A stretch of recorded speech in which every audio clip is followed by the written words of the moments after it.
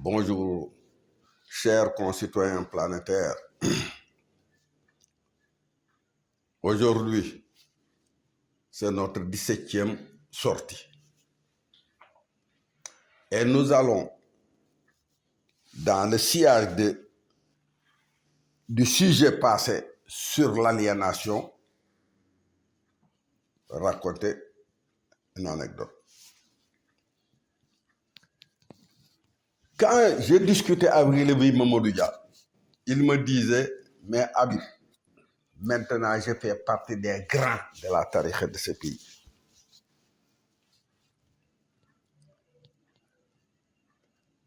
Mais je savais pourquoi il me disait ça.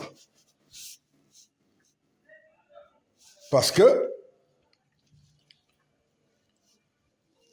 autant de l'esclavage, ce sont des Africains qui vendaient leurs propres frères, autant les cas que vous citez depuis l'indépendance, tous les révolutionnaires sont liquidés par un système de manipulation, par exemple, du colonialisme, à travers les marabouts. Parce que c'est eux qui détiennent un pouvoir qui permet de réussir certaines opérations. Et il y a l'adage qui dit qu'on peut tromper une partie du peuple tout le temps, on peut tromper tout le monde une partie du temps, mais on ne peut pas tromper tout le monde tout le temps. Et si on regarde maintenant dans l'histoire de ce pays et de la colonisation, autant la manipulation des premiers pour acheter parmi les Africains leurs propres frères, à l'indépendance, quand il y a eu le premier mouvement, le premier remous dans ce pays, ils ont utilisé les marabouts de l'époque. Et je dis tous les marabouts de l'époque. Pourquoi? Parce que en matière de manipulation, la France passe maître dans l'art. Et on a véhiculé que Mamadou Dia a bâti une prison à Tambacounda et il va mettre tous les marabouts là-dedans.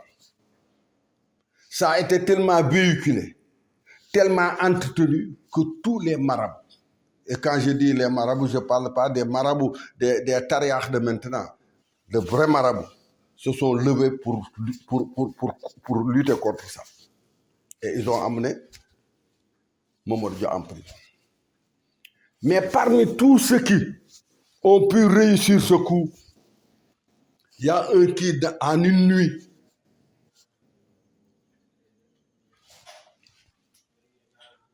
on lui a fait savoir que parmi les doigts, c'est-à-dire l'œuvre pour en faire Mamadou Dia, lui, ses actions font partie de ceux qui l'ont amené en prison. Et il ne t'a rien fait parce que vous ne le connaissez même pas. Et ce bien-là, durant tout le temps que Mamadou Dia était en prison, priait pour qu'il sorte de cette prison afin qu'il répare son erreur. C'est la même chose maintenant. La même manipulation qu'on utilise en disant que les jeunes qui n'ont plus aucun avenir et qui veulent lutter contre, on commence à entretenir un système que les jeunes sont impolis, ils sont contre les biens, ils sont contre la religion, ils sont contre tout. Donc, la même manipulation, c'est-à-dire l'histoire bégaye.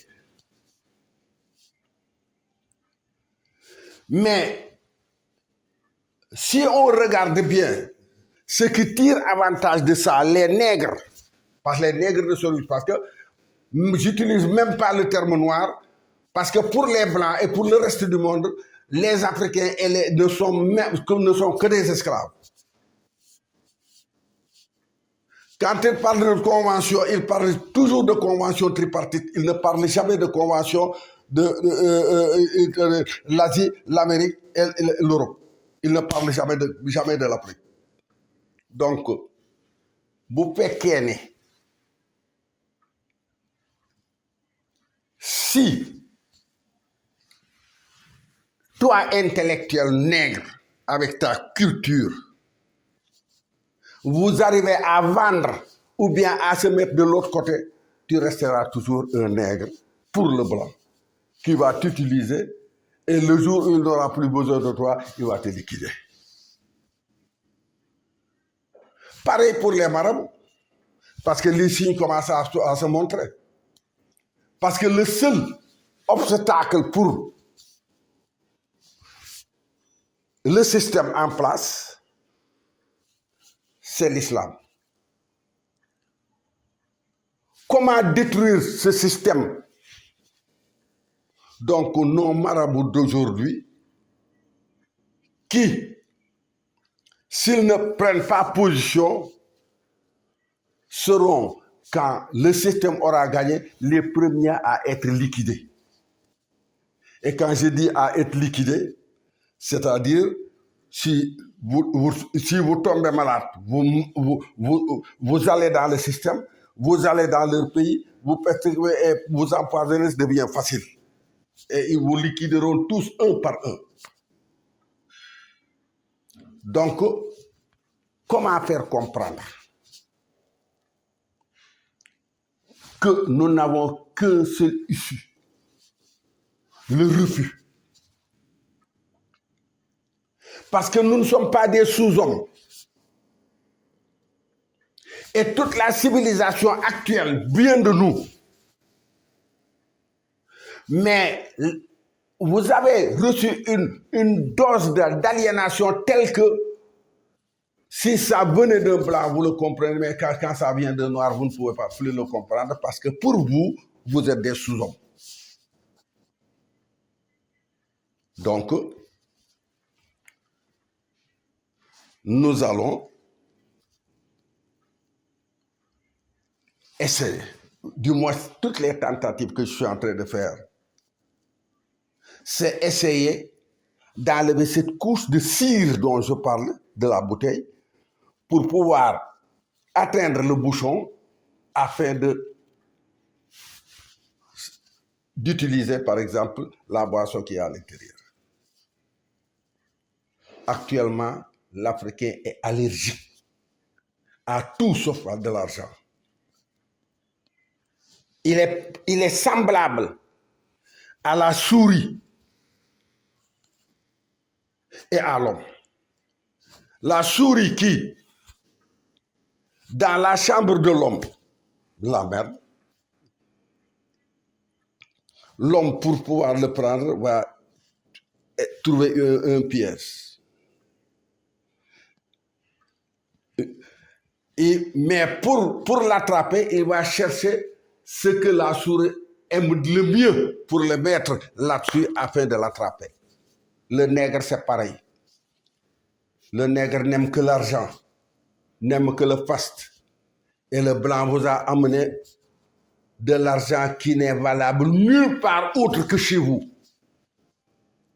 Et vous vendez votre pays, vous vendez votre race, vous vendez toute votre civilisation. Si jamais les gens n'arrivent pas à faire un pas de recul, c'est pire pour l'Afrique. Parce que le processus d'éradication de l'Afrique à partir des OGM, à partir des maladies, vous ne pouvez pas avoir d'hôpital, vous ne pouvez avoir que... C'est-à-dire il y a un système qui a été établi depuis longtemps et que vous consommez. C'est-à-dire dans 5 ans, dans 10 ans, il n'y aura plus que des lavettes dans ce pays. Et vous intellectuels, vous adhérez à ce projet. Le Sénégal n'a eu que 2 expériences. En tant que Sénégalais, vous avez reçu d'un côté la religion et de l'autre côté la science. Quand la religion est arrivée, ils l'ont adapté à la réalité africaine et ça a abouti à la révolte des taureaux et ça a germé des hommes de valeur tels que Souleymane, l'émir Souleymane Baal, ou bien toute la famille des Toucouleurs, par exemple, de la révolte Toucouleur. De l'autre côté, on a reçu la science avec tout ce que ça comporte. Et ça nous a produit des intellectuels organiques qui sont prêts à vendre tout de chez eux pour avoir de l'argent. Et si on prend le cycle au Sénégal de tous ceux qui ont fait l'école pour en sortir une valeur, vous en sortez 1 ou 2, c'est tout. Tout le reste, c'est de livrer. Et le premier qu'on peut citer parmi ces hommes de valeur, c'est Cheikh Anta Diop qui a été combattu par le système jusqu'à sa mort. Donc je demande à mes frères de se réveiller, de revoir la copie, parce que nous allons vers une catastrophe.